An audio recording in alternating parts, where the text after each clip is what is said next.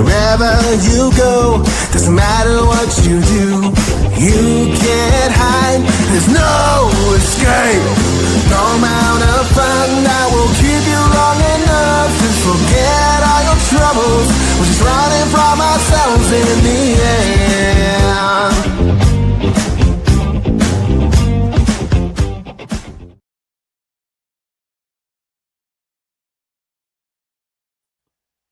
Hello, Spark Infinity. Slight technical glitch there, but we got going. So, how's everyone doing? Welcome to the community where we showcase and put a spotlight on your art, your creativity, your music, your ventures, your business, your projects, your community. Looking forward to having more great conversations with all of you in this group. And if you're not aware of that opportunity yet, holy cow, that's what Spark Infinity is all about.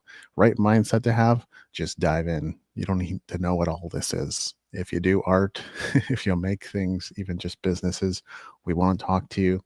We want to hear from you. We want to put a spotlight on the cool things you do and bring out the coolest aspects of who you are, because that's what we're here for. By now, you should know the magical word to drop in the comments is me, M-E, if you want to be interviewed. Did I say magic words? I meant to say magic letters, M-E, me, but yeah, magic word is me. Drop that if you would like to be a part of this, and we would be grateful to have you. We're really looking forward to having that conversation. Today, I'm continuing the conversation we started earlier in the week about Project Spring Cleaning, and this has resonated with so many of you that, what can I say? Like, it's a cool topic, and we're going to continue to dive into it a little bit today. And I'll just get right to the point, because I think we've kind of set the stage for all this already. 5 ways to spring clean your creative projects. So number 1, getting right to it, is rip the Band-Aid off. This will sometimes seem like the least appealing option, and other times totally freeing, because sometimes projects take up mind space an inordinate amount without you even noticing. So you continue on. It's going on in the back of your mind. You're not making much progress on it. For whatever reason, it's not really in complete alignment with where and who you are right now. Maybe down the line, it'll be right. Maybe it was right for you 2 years ago.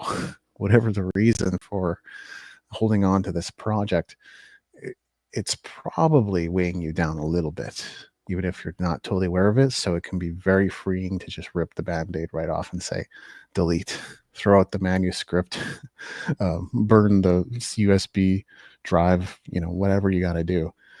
If you want to do some symbolic gestures, I'm not advocating getting rid of your stuff necessarily. Okay, you might want to save it, but in some way, shape, or form, you want to declare it complete and make sure it's complete for you, because otherwise it continues to take mind space. And whatever completion would look like for some people, that would definitely be like deleting the file or burning the manuscript or whatever. And for others, it might just be like putting it in a drawer, right? Like a later drawer. That's number 1. You can rip off the Band-Aid. Number 2 is you can have a conversation. Again, not always the most appealing option, but having a conversation with either your partners, your customers, your clients, your stakeholders, your investors, whoever happens to be most impacted by your lack of enthusiasm or your lack of optimism or your lack of progress for the project, having a straight conversation with them going, look, I came into this with the best of intentions, and I meant to finish this, and I wanted to finish this, and just not getting around to it anymore. And chances are they already know, like they've suspected. It's probably been long enough that they're like, I don't know if they're into this. But it's human nature to drag those types of relationships along sometimes. So having that honest conversation, again, not always easy to have, but it's another tool you can add to your tool belt, right? It might not be right for every single project, might not be right for every single situation, but every once in a while you might have that situation where, man, I meant to complete this thing. I took their money. I had the best of intentions, and it's just not getting done. And in that case, like, certainly introducing them to someone else who can take over the project and get it done for them is wise. Another thing you can do, though, to make sure the medicine goes down, you can buy them a gift card, you can buy them flowers, you can buy them chocolates. Think creatively, think a little bit outside the box, but you can, it's not bribing. I think, it's giving them a token and showing them, that you care, and it helps the medicine go down a little bit easier, just along with your apology or whatever it is you need to say. Number 3, that was number 2. Number 3, this is actually a cool idea, and it's sometimes done in businesses. This is where I first heard about it. I think it's kind of in the web design, graphic design world. You can clear your schedule, maybe a weekend, maybe a full week, right? I think that's at least manageable. Like it can be hard to take time off. I know sometimes that impacts your income. And so I'm not suggesting that, but in a situation where you can take, maybe a long weekend or maybe a few extra days tacked on, maybe 5 to 6 days, clear your schedule for those 5 days, order some pizzas, grab some Red Bulls. I don't drink Red Bull. I would like Guru instead, or maybe I would just get some tea or some bubble tea or something like that. But get something that'll help you power through a bit and get jazzed up to do the things you need to do, and just not slog, but power through it, tackle the project, hammer it for a good 72 hours or whatever, and see if that can get it done. So that sprint session, generally advisable to do that type of sprint session alone. However, it can certainly work with partners who are already part of your business, or collaborators that you frequently work with, where your collaborations or your sessions where you spend time together doesn't just devolve into whiskey and cigars, right? And having said all that, it's maybe ironic that my 4th suggestion is actually a lot like number 3, except in a group. So now we're talking clearing a bunch of schedules. So definitely, this would probably be a long weekend sort of thing. You can still order the pizzas. You can still get the Red Bulls or coffees or whatever you prefer. Get a group of people together who are committed to getting stuff done.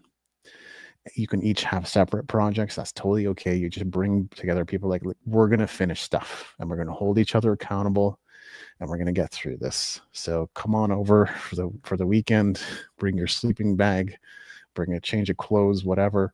We're all just going to power through this together and get some projects done. So that built-in accountability may be helpful.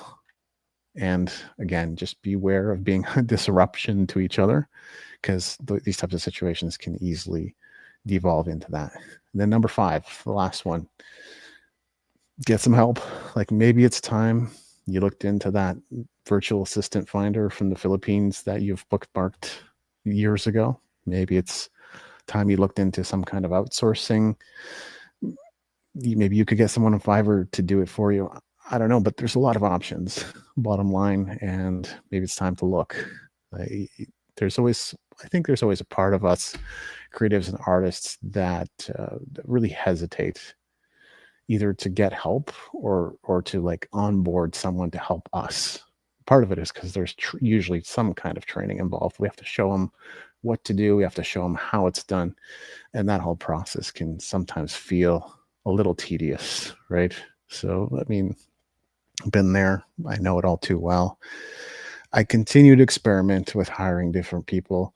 I've had some good people who worked well for me on a task per task basis. And I've also hired people for broader scope things like book promotion, which haven't exactly worked out yet. What can I say? I think I even did a short-term internship with Acadium, which I thought could be a productive. Somehow my worker ended up getting hooked on my blog and just reading it instead of doing the thing that she was supposed to do, which was to create tweets out of all the blog posts. Now, I can't be mad at her because that goes to show the content's good, right? So there's some worthwhile information in here. At the same time, it really slowed her progress. It's she still created a bunch of tweets, but it really slowed her progress. She did not meet targets. She did not meet goals. I don't think she did any weekly mentoring sessions, which were always available to her. And in fact, kind of part of the contract that she got an hour per week, and she never did. mostly because she's like, I just don't need it. And I was busy too, to be fair. So I was just like, there's only so much managing and micromanaging I can realistically do here. I continue to seek out situations that work well for me. So I'm not here to give you a bunch of horror stories. Like I said, there's situations that worked out pretty well, and there's some other situations that didn't work out so well. But with today's technology too, you kind of have that option of considering, maybe I could get a fleet of AI handling different tasks. And I've done a little bit of that myself. Still requires some manual, like stuff you got to do by hand, right? But some stuff can be done quicker that way. Transcribing audios, for example, like AI does it quickly, and it does it pretty darn well nowadays. So that's one of those things that you can really get done much quicker than you would ever been able to do before.